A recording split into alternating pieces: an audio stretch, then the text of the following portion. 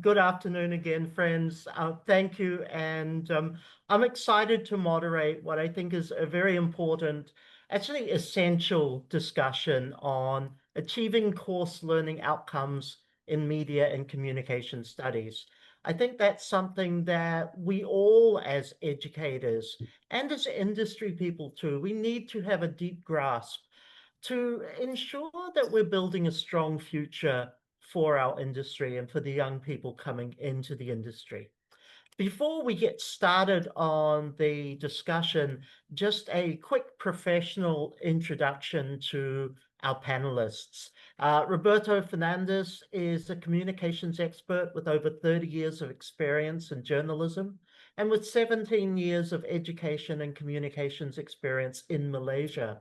Holding a master's in communication, he's worked across finance, corporate, and political sectors before transitioning into academia. As head of program at the Center for University of Hertfordshire Programs in NT Subang, he focuses on the intersection of AI, behavioral change, and social media. Alongside his academic role, Roberto continues his journalistic pursuits as a freelance correspondent for Latin American outlets, bringing media insight with educational innovation.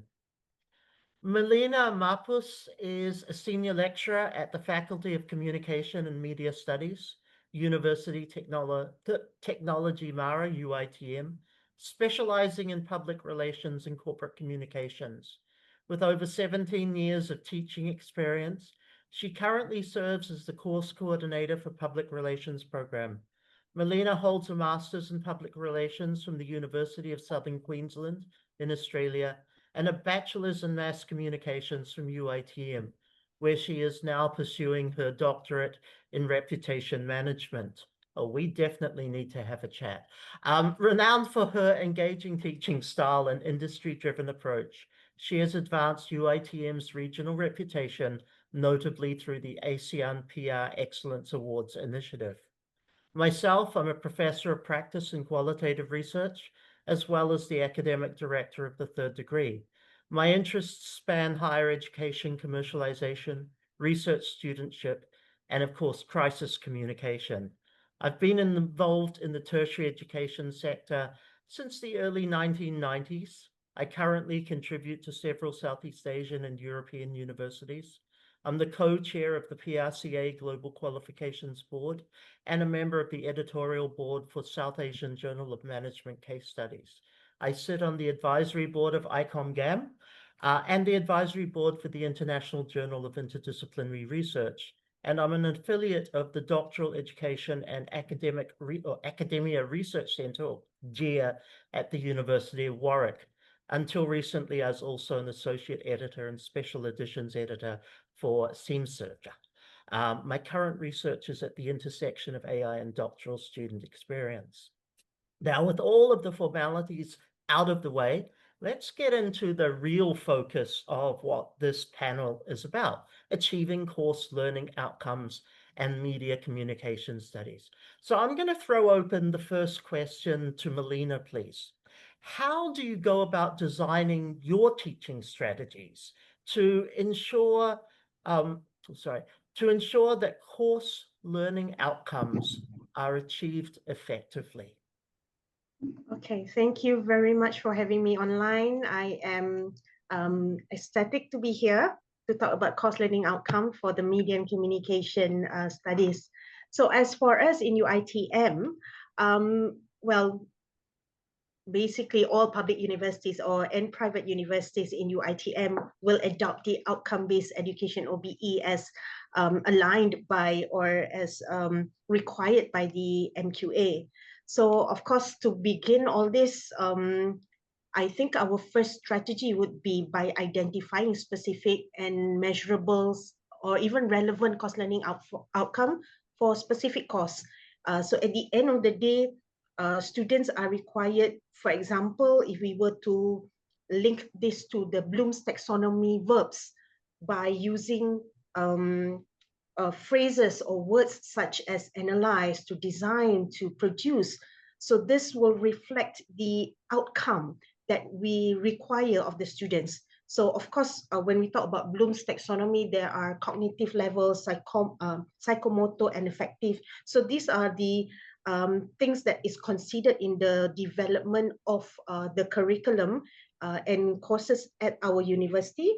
And of course, this is also in line with UiTM's course development manual that is being offered to lecturers and academics through the Academic Affairs Office. So it emphasizes on defining these verb, conditions, standards, so that we have some sort of a guide to where or how we want our students to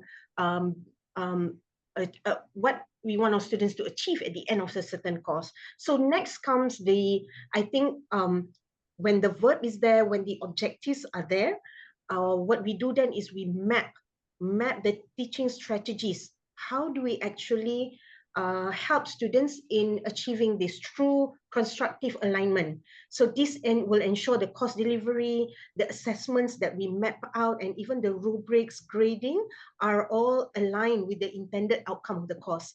And we also have guidelines through self-assessments through UiTM self-review portfolio, and we emphasize the curriculum structure, content delivery, so that a proper study plan will be structured at the end of every semester for students to be able to help develop the kind of graduates that we want to mold to fit the working environment.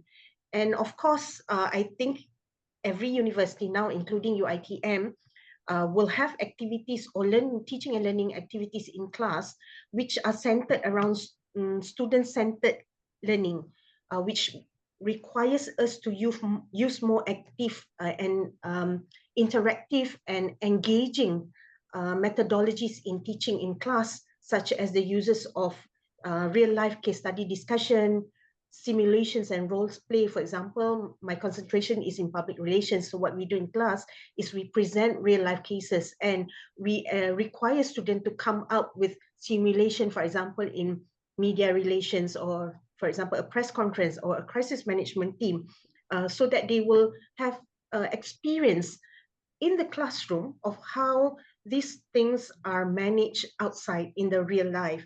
And of course, I think at the end of the day, all of this requires also measurement, so that we know that we are doing things right, and that we can improve our structure of the curriculum itself, to ensure that, you know, at the end of the day, our graduates are not only dynamic, but is relevant, is what the industry needs.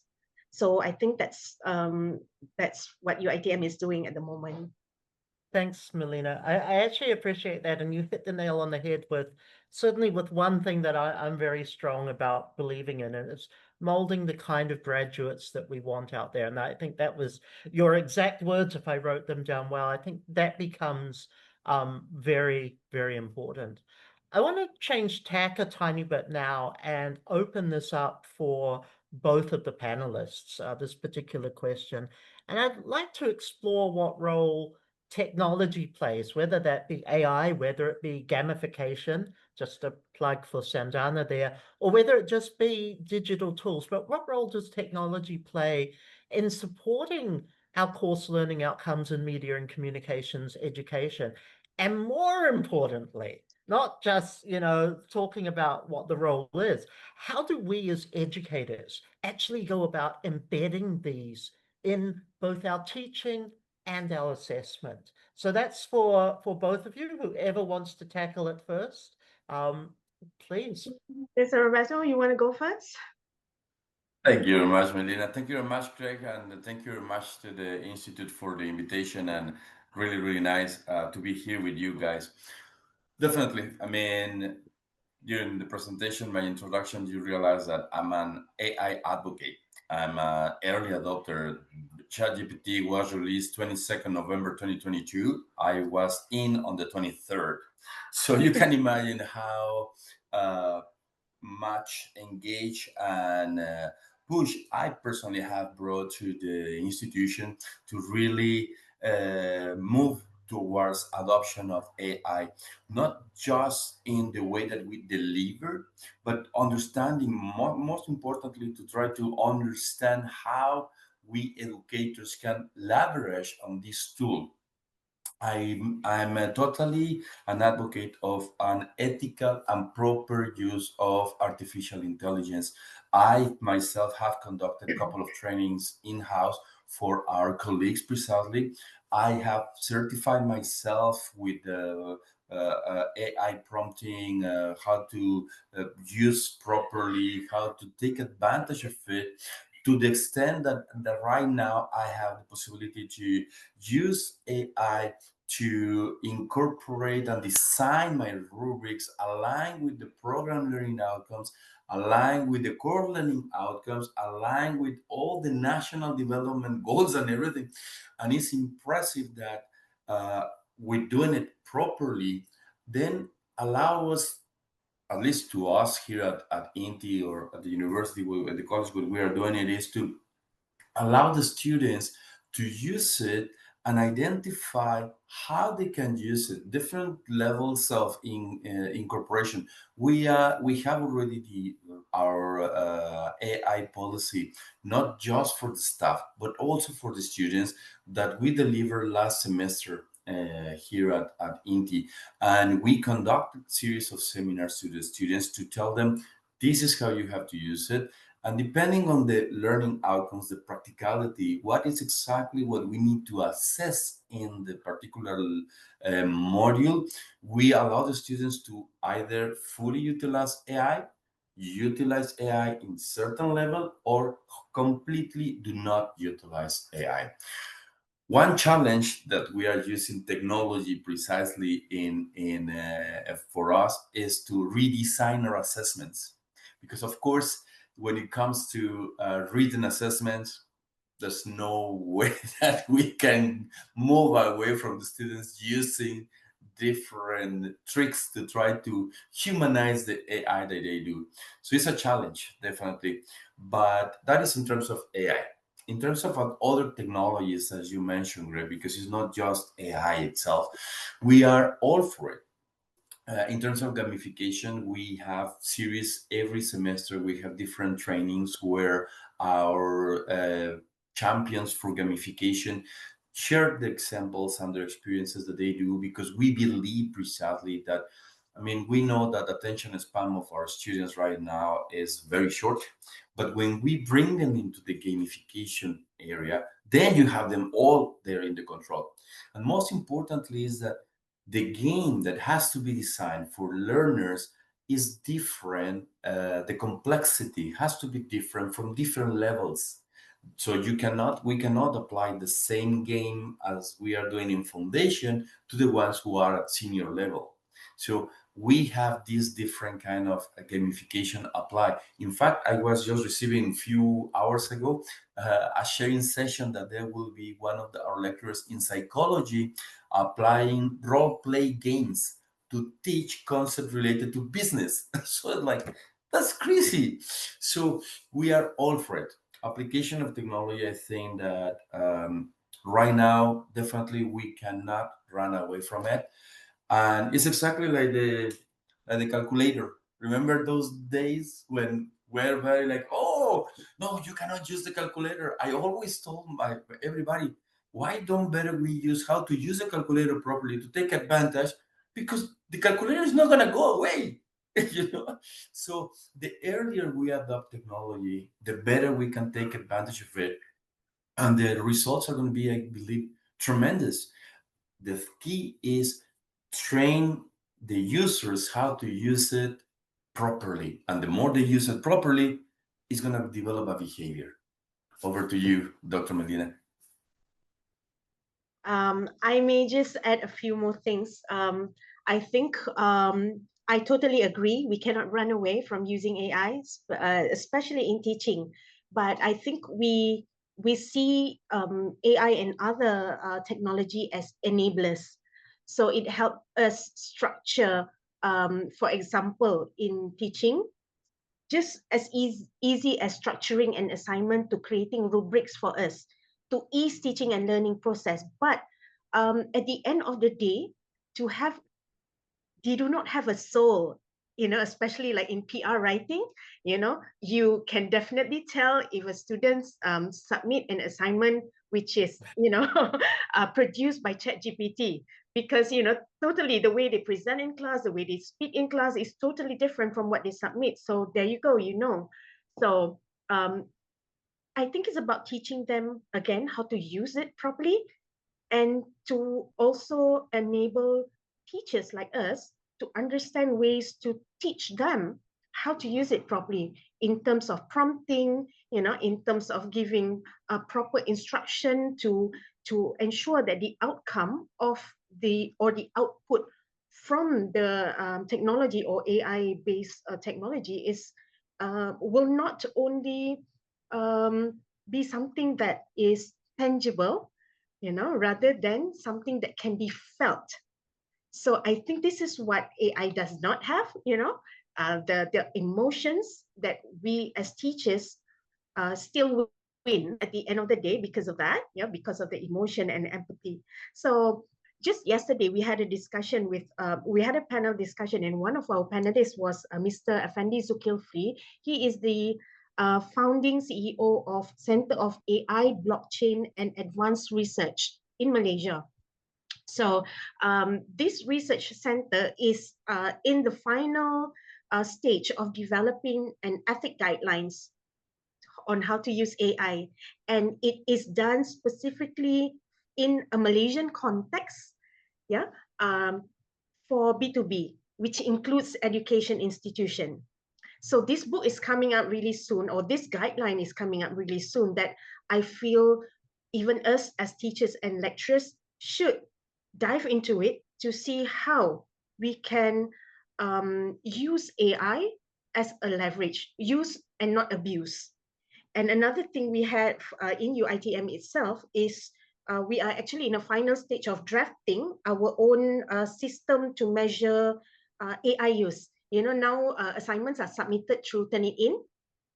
They still detect the similarity index and whatnot. So UiTM is taking another step on implementing a specific tool or specific way to measure on ability to use AI to a certain stage. For example, in Turnitin, the similarity we allow is not more than 30%, for example. So we will have a specific mechanism to measure AI tools as well in terms of student submission. So we are really looking into this, and I hope the implementation can be done as soon as possible, because I think the students know how to use AI even more than we do. So it's scary.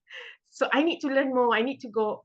Even my team and I said, hey, we need to go for more AI training. We need to know better to be able to help them become better students with AI. I'm glad I'm not the only dinosaur here, although I think I'm way worse than you.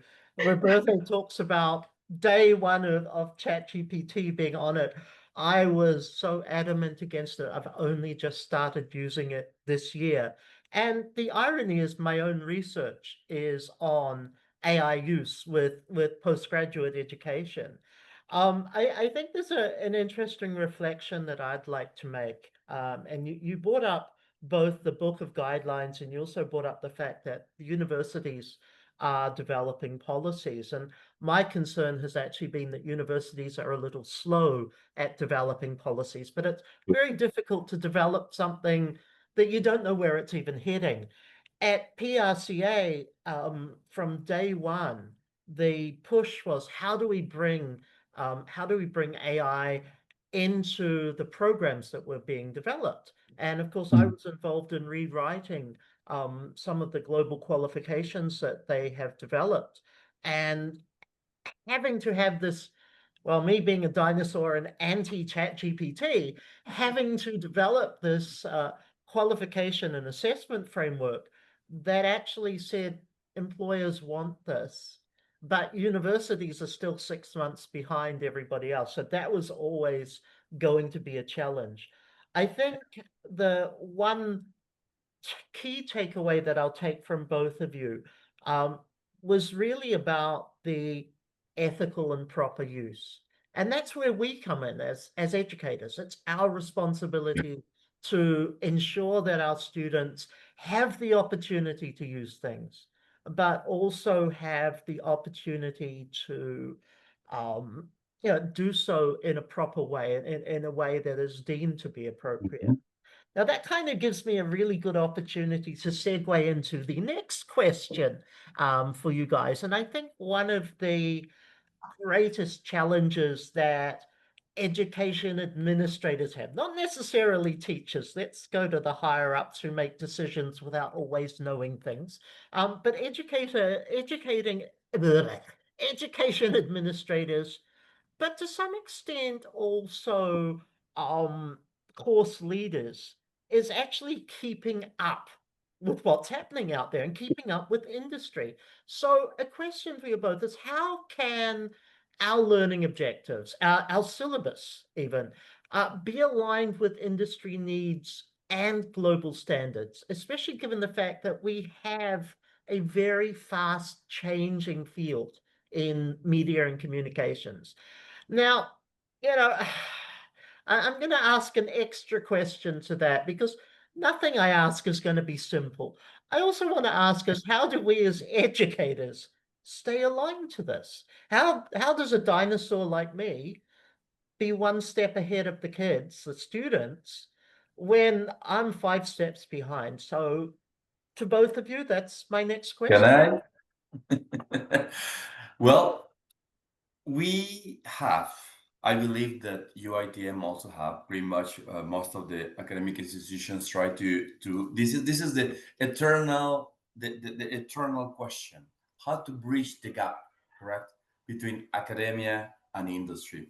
Well, I think that in this regard, I believe private universities or private institutions have a little bit more flexibility compared to public institutions, because ultimately public institutions have all the weightage of government and nation building and not just profitability out of it, while we have that more alignment, that more flexibility in terms of that. What we do, I will share with you guys, is that every year we do have what we call our industry advisory board. So what is the purpose of this industry advisory board? Bring not just to the managers, but also to the lecturers, the dinosaurs like us, to tell us how fast the industry is moving. And although we are going to be one step behind, because all the academic and due process of changing the learning outcomes on academic boards to approve changes in the delivery system, and that impact is going to be seen probably in the couple of years after the modules change. What we're trying to do is, at least during the tutorial practicals in that particular semesters or in the immediate semesters, bring these people into the class, at least as a guest lecture, an employer project. So if this industry advisory board help us to create a network of practitioners that will bring the knowledge and allow our students to practice with them, while that assessment is still part of their evaluation. So the students and the lecturers need, mostly the lecturers needs to understand that the assessment need to be created targeting the needs of this industry partner that they just met. We just have it last week. So it's, that's what I can tell you, is very fresh. Last Friday was our industrial advisory board. We were blown away by how AI has changed in 1 year the industry of advertising. Oh my God, was tremendous, the developments and the revelations that these companies brought to us. So much so that our lecturers, as much as they were trying to keep updated, they really asked, can we work with you to bring students assignments to meet those needs, and to start working on a weekly basis on the tutorials in that thing. Dr. Melina, I think you in UiTM, you are very powerful in the network of employees that you have, right? Yes, yes, yes. What we do is also we, of course, include industry practitioners in structuring the curriculum itself. So during our structuring exercise or during our review exercise, there will always be a panel from the industry for each, at least 3 for each course that will sit in with us to review our curriculum to ensure that it is relevant. It is what the industry wants. So on weekly basis also, I will say on weekly basis, we do have alumni from the industry coming in, speaking as guest lectures and doing collaborative teaching with us at the faculty. Why do I say alumni? Because, well, I would want to quote from one of the speakers from our forum yesterday. We are handling Gen Zs now, Gen Zs, Gen Alpha, or the I think latest label would say the strawberry generation. So these are the generations that absorbs, and they are very sensitive in terms of receiving information, in terms of not only receiving but storing. They have uh, selective hearing. They have selective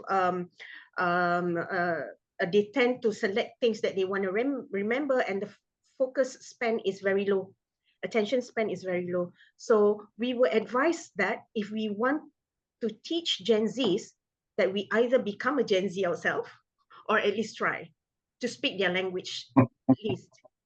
This will be able to make us, we will be able to speak with more empathy. And because this generation now, if you notice, they sometimes don't just go to work to earn salary. They want work-life balance. They will fight for values. So things that they require and want now are different to what we want. So in order for us to reach them, we somehow have to at least try to become them.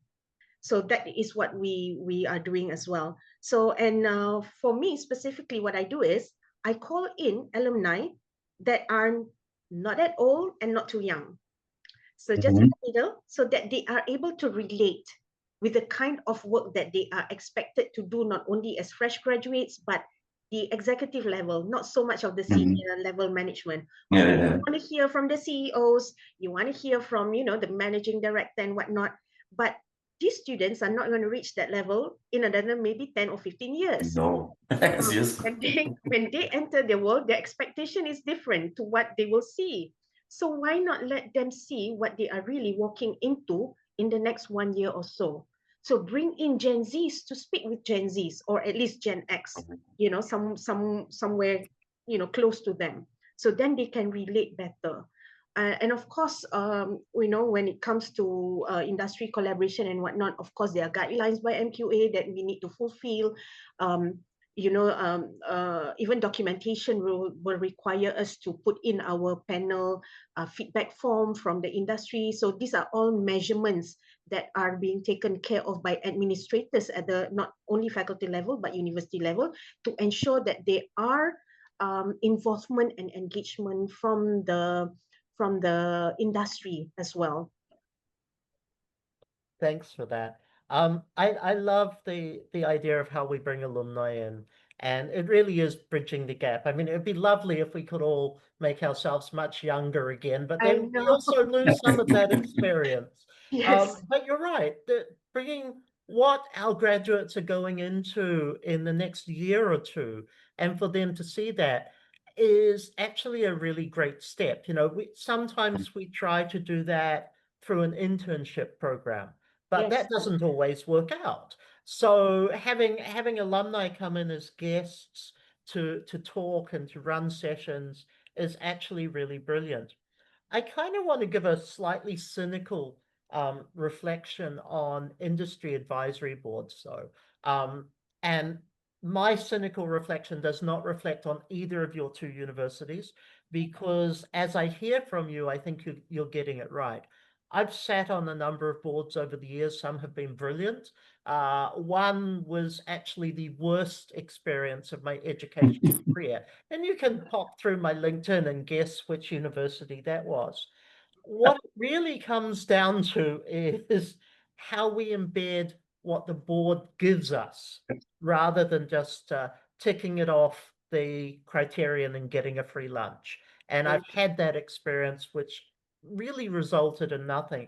But it's great to hear how you're using the boards and really, I'm going to say, making them work, making them do some work, because they benefit from what we're doing as educators. And of course, they need to be involved hand in hand as we progress with that. Okay, let's move on to another question. And this one's for Roberto. What challenges do educators face in measuring classroom learning objectives achievements, and how can these be addressed? Wow, that's a very big question. You can blame Well, Sanjana for that. She suggested that question. well, I think um, I think one of the biggest challenges, at least for us, or something that I've been struggling all the time, is to try to find the one assessment that really measures exactly what we need to assess. Because verbs are kind of general in certain times, and sometimes the worst part is that they are open for interpretation. So while for me analyzing something could be done through a particular X assessment, for the moderator or for the MQA Assessment. executive, exactly, could be different. And True. then the struggle to try to convince the government representative MQA that this is what the industry is asking, and then they tell you, yeah, but this is not what we want to do. This is not aligned with the program standards. It's like, oh my God.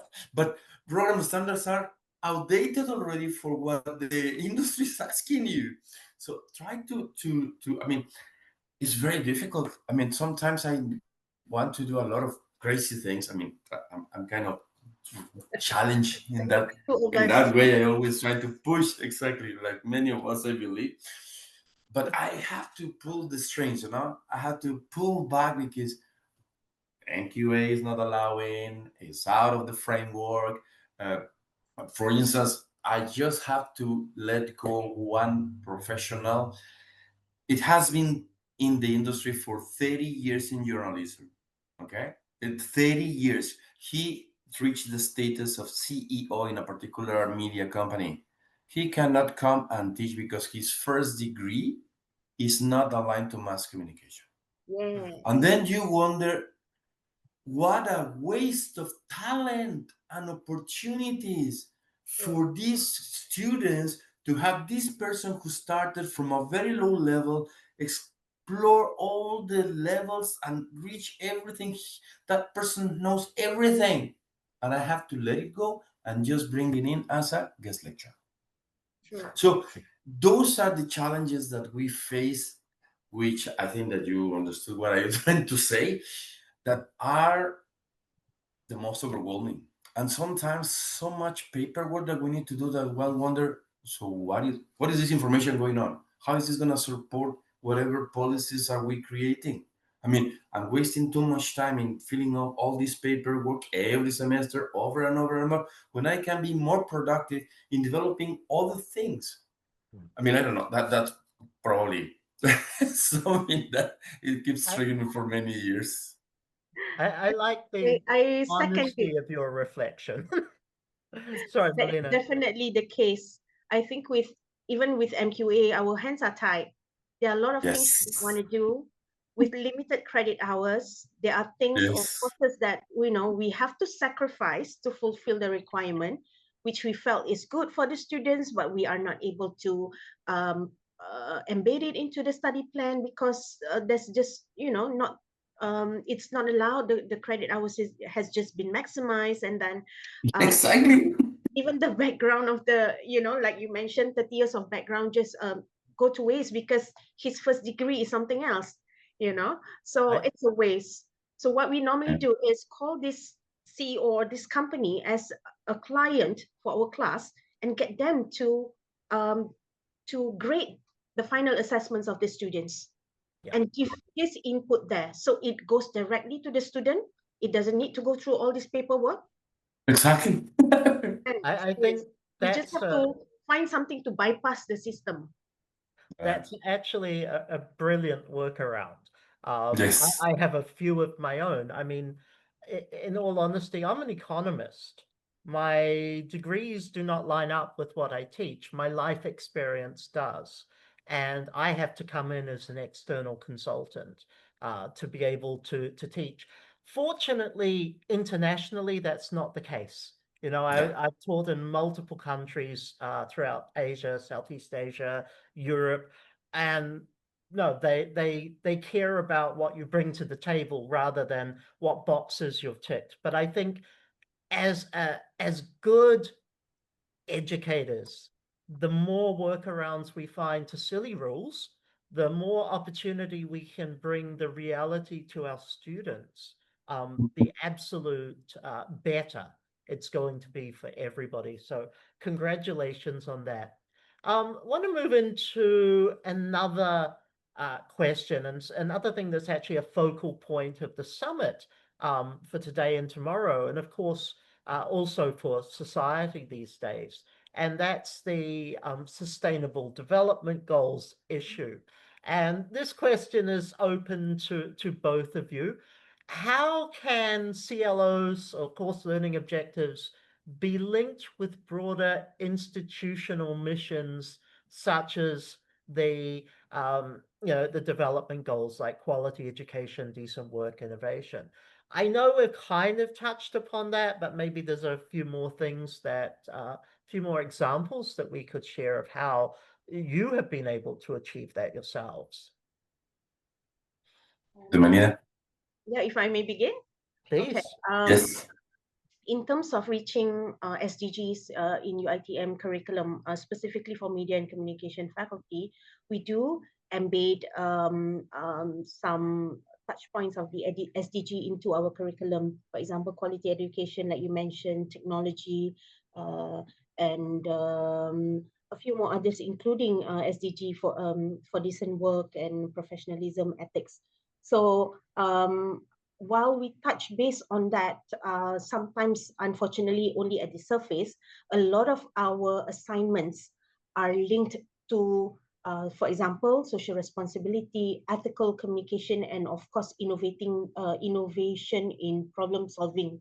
So this is embedded in the courses through assessments that will be graded, for example, as a final year project, as well as I think specifically for UiTM, we embrace a lot of community-based projects through not only in-class assignment, for example, through Sulam, that is required not only by the ministry but by the university, but also through final year projects, that includes community engagement and knowledge transfer, for example, to the B40 community or Orang Asli. I think that's one of the ways that we reach or we support the SDG, not only on paper, but teach students how to internalize what SDG is actually all about by through, for example, communication campaign and with maybe NGO, social enterprises, or any community that we feel is in need. So it does not just go. It is not just discussed within four walls in the classroom, but is implemented outside as well. Fantastic. In our case, we are absolutely. Yeah, we are doing exactly the same. There are certain modules that are more approachable to achieve certain SDGs. For instance, journalism, the modules that I personally am teaching, the justice and equality achievement, the SDG number 14, if I remember correctly, 14 or 15, sorry. Uh, I just brought students to visit to one activity with migrant workers, and then we go to other activities as part of the tutorial activities. And that's exactly what we do. Follow exactly the same steps. We incorporate different activities in the tutorial activities. So we try to achieve in every module 2 or 3 SDGs. Of course, we have our Mata Pelayaran Umum modules, the MPUs, which are more focused on the CSR, the gender equality, and all the stuff. That helps a lot.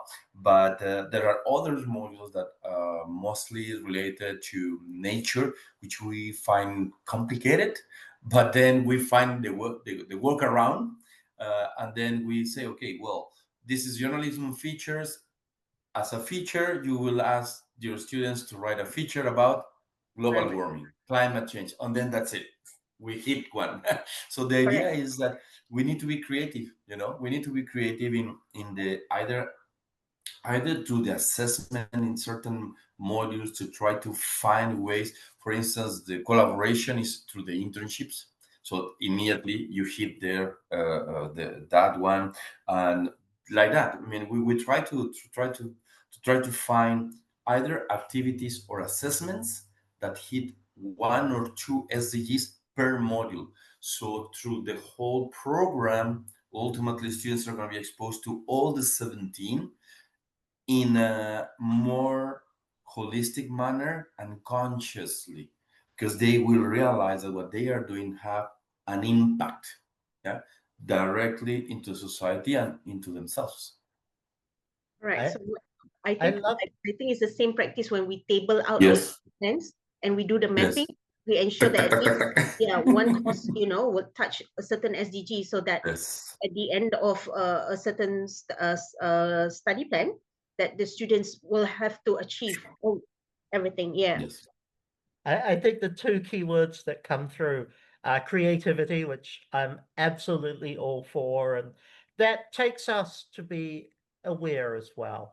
But very much the concept of workaround, and as we're bringing perhaps new academics on board, not so much the students, but as we, the dinosaurs, are mentoring new academics, one of the very first things that we've got to show them is actually how to have those workarounds within their thinking and not be rigid, not be too structured. One statement that you can ask any batch of students that have crossed through my any one of my lectures is that I always tell them, okay, you need to know the rules to bend them as much as possible, not to break them. I Absolutely. always tell them you need to find your way within the boundaries of any rule. So this is all my classes. I always tell them you need to find your way. It's a walk around. It's to find your way. Fantastic. Um, with that, I've got one final question, and I'm actually opening the question to the three of us because I think we've all got, and you might have answered that question, but I'm hoping you're going to share a little bit more, Roberto. What advice would you give to young educators, emerging academics, who are trying to balance theory and practice in media and communications curricula? Wow. And I thought you guys had the questions in advance. That would be the best one. I Maybe. think. Oh well, I think that the best advice that I can give of anybody who wants to join to teach media and communication is be creative, be be brave to take upon new challenges because the industry is changing very fast, very fast, and get in contact with the industry. I mean, one needs to get a very strong network of academics and industry players, because I do understand that when it comes to people who wants to teach media, there are two paths. We want to teach, we want to train researchers, which are more an academic, to understand and analyze what is going on in the media.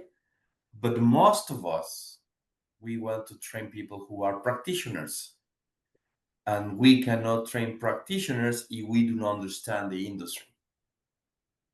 So if we haven't had enough industry experience to come and understand the industry from within, then we have to have a even larger network to support and give us the feedback that we are unable to get, and then apply that into our teaching. Doctor. Melina. I think I truly agree with everything, and given that the industry themselves are very dynamic, we have to become even better at adapting to that.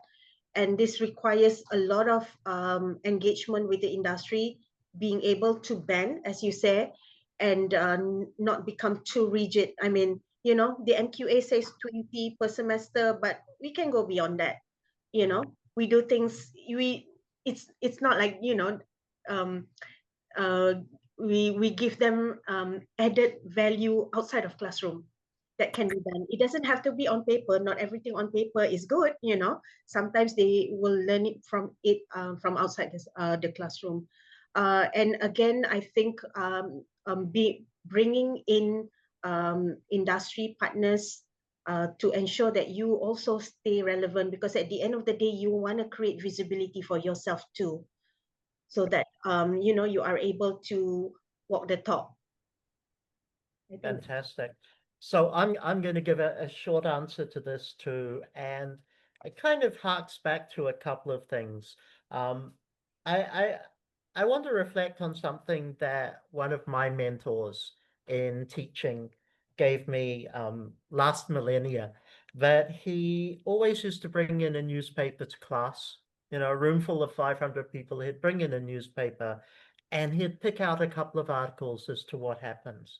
And I think one of the things that all of us as educators can do is let the real world happenings actually guide the content and the frame of Oh, the that's lecture. nice. You know, just bring in what's actually happening out there today. Now, you know, when I was running a PR company, we were always telling our interns, our new hires, keep up to date, read the news, be there. We've got to do the same, but we've got to bring that into our everyday class. So, you know, a special thanks to Associate Professor Willie Smith from University of Auckland, because that actually led me on a lot of how I want to do my teaching over Yeah. the years. And I think even in the digital world, it makes it so much easier for us to be able to do that. Yeah. So I'm going to wrap up. In a way, by saying thank you very much to both Melina and to Roberto for what's been a really lively and enjoyable discussion this afternoon. Some fantastic insights. What I'd like to do now is open the door, or open the floor, sorry, to our participants to ask either of Melina, Roberto, or even myself, although let's stick to those two, I've spoken enough. You know, please bring on the questions. If you've popped a question in the chat box, just turn on the microphone and the camera and go for it. You know, we're here for that. And of course, hopefully, I've seen a few of the questions that have come through. Hopefully, we're going to get even some more lively discussion. So I'm going to hand it over to the participants for that. And I'm just too embarrassed. Marla, I know you put a question in there, so you're allowed to go first because you know me. Okay, hi. Good afternoon, everyone. Thank you so much, Sanjana and team, for organizing this, and Craig for the invite as well. Dr. Roberto, Dr. Melina, thank you for sharing. I have a question about anxiety. Now we're scared. Yes. No, no, I'm anxious. because there's so much development. I think on part of the teachers as well to keep up, but also on part of students and young executives coming out into the workforce to deliver, you know. So we wanted, of course, what we want to do with young students is to get them ready for the workforce. But I noticed this in the workforce. I'm asking whether this is also happening in colleges and unis, right? So I have some young executives who need to deliver on work. And because now we have access to all this tech, right? The different Gen AI tools, apps, and all of that. But of course, budgets are always, as always, very, very tight. So we expect them to deliver a lot. We give them very, very tight timelines, right? And we expect them to just deliver. But a few of them have actually not a few, quite a number are starting to come back to us saying it's giving them anxiety because they can't keep up. And every time they, want to try something new, you need to pay for certain apps and the company is not willing. So this anxiety thing is coming up quite a lot, particularly among the younger executives, like up to about early 30s, late 20 something to early 30s, I would say. Is that happening also in your classrooms? Definitely, not only among the students, but also among Exactly. you know, You can certain, come to the teaching room. it's as simple as trying to access journals, Oh, wow. subscriptions. Sometimes university may have expired subscriptions as well, not only for journals but tools. So the anxiety is actually on the lecturers as well. So as for students in UiTM, we cater for B40s and whatnot. So these are the pool of students that actually will face this kind of anxiety. So what we do is, in our computer labs, they are we get them as much as possible equipped with all this so that they are able to use the computer labs if they are unable to do so in their hostels or on their own. But we also we realize that there is still a gap in the reach of technology among some of the students, if not many. And I think lecturers are also being told to cater to this kind of cases, to be more considerate and empathy, but at the same time to make students understand that especially in terms of budget and whatnot, it shouldn't be something that hinders the education. So we are always here to support them. And I think the lecturers and administrators play a big role in this as well, to ensure that things such as financial burden or things like that does not hinder the students from getting what they need, especially from the university and the administrators. In terms of, you know, I have interns coming back, reporting to us that we have not taught this. They're suddenly required to do this and this, even for example, like PR graduates, fairly new, last 2 semesters, they were required to produce podcasts for their bosses, things that we actually teach in UiTM for the public relations program, content creation and podcast.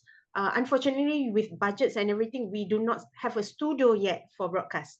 So what they do is, we have a small room which we convert into, with the green screen and all, to ensure that um, even within limited budget, we are able to help the student at least experience some of these things and teach them a little bit before they actually enter the market and the working environment, so that they it is something not alien to them.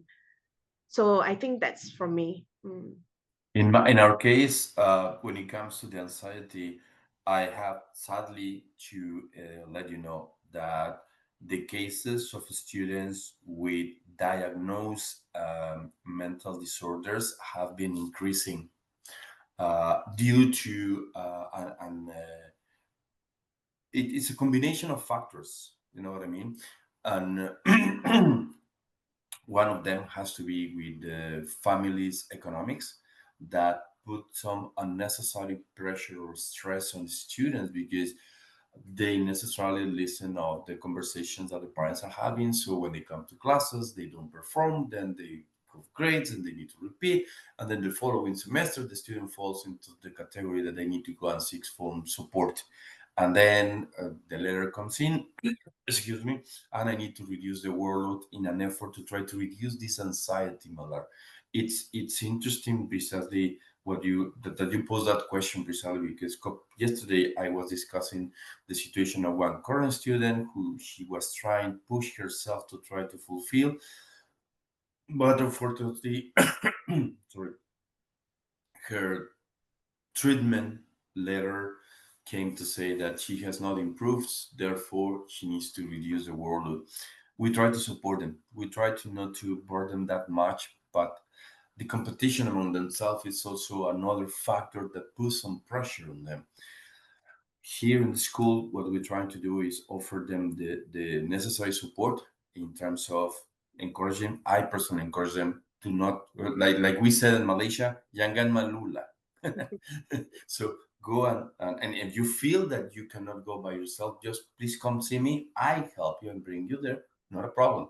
It's private and everything. And then it's important that they know that that there's some support system. Many of them, unfortunately, they do not have the confidence to talk to their parents about what they are going through, and sometimes they come and leave everything here, which we are not expert psychologists or therapists or whatever, but we are trying to identify situations before they reach a different unwanted level. That is how we support them. When it comes to equipment and facilities, I mean, India is not the richest one, but we try to put everything in place, or again, walk around with certain budgets and initiatives that allow the students to not to invest too much. And probably if the assessment originally required to handle a DSLR camera, and then they of course they don't have DSLR camera, okay, we allow them to use their cell phone. For the podcast, for example, exactly. I was about to show you that I have my my cell phone here and my stand up here to show them that there's no need to have expensive equipment to make quality content, And the idea is that the anxiety level is there. It's increasing because they have this pressure that you said. I mean, projects piling up, deadlines, submissions, the friendship, all the other activities that they have parallel, they are piling up. And hopefully we can find something before reach a peak level that we don't want to see. If I can just add, this is Yes, fresh please. out of the oven. We actually just received a few reports this morning. I will not name the faculty or even the department, but for example, in one particular department in UiTM where there are 250 newly registered students, about 130 of them went through psychological tests, to ensure that they are okay to go through the semester and whatnot. And it was detected from this psychometric test and whatnot, even psychology tests, that 28 students out of 133 is at risk. And That's high. Yeah, 5 of them are actually under medication or psychiatric consultation and whatnot. So that's what's happening to new students. And we're talking about students who are 19, 20, 21 years old, who are already seeking psychiatric help. So what we are in the midst of, trying to work something out in order to help them. They may not be able, for example, to take up to 20 credit hours per semester, as it will burden. So perhaps there is a leeway that we can do for them to take up a certain percentage or a certain credit hours per semester and try to extend the learning duration, for example, just to cater to this kind of student, because they want to study, they want to be able to gain knowledge, but stress and anxiety, even from like what you mentioned, from home due to financial and economic status and whatnot.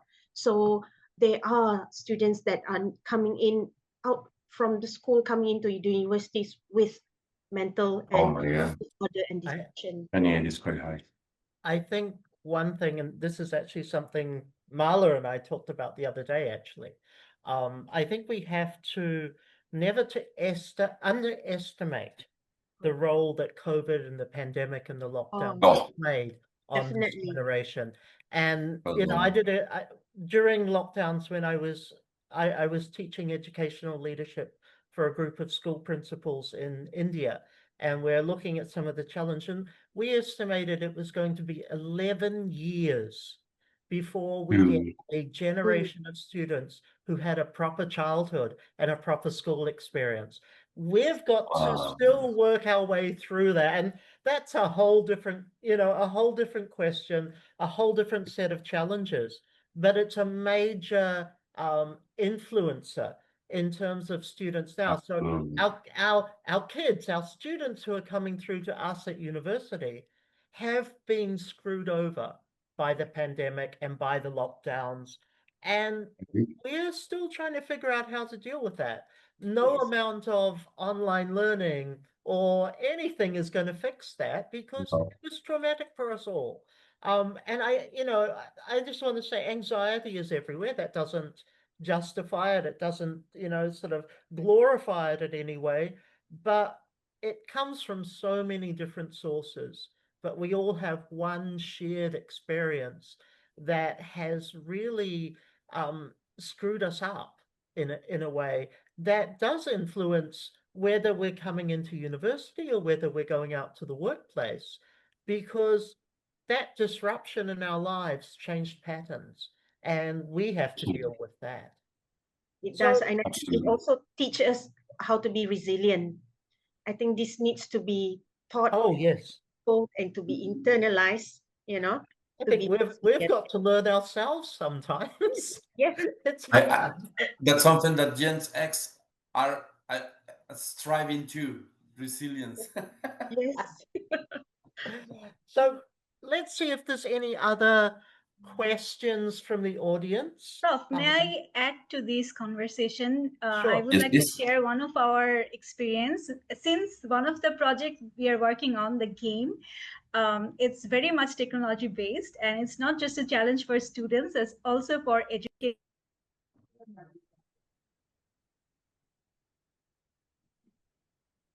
Is it me or Sanjana just I went on think mute? Sajana is on mute. Yeah. Okay, Oh. okay.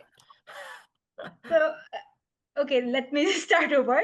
So I would like to add that experience that we had from trying out our technology-based game, which is not just a challenge for students, but also for educators. And we are trying to understand that anxiety part of both for students and educators. And we first started the prototype testing with just 49 students in Malaysia, peer students. And what we found out that it's not the anxiety of the just the submission or exam. It's anxiety of winning or losing their face among their classmates and in front of teachers.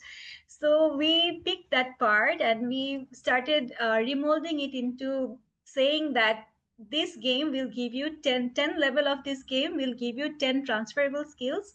So no, you can join with whichever skill level you are in now. So you can just join and try to see that whether or not you can achieve that skill once you're done with the level.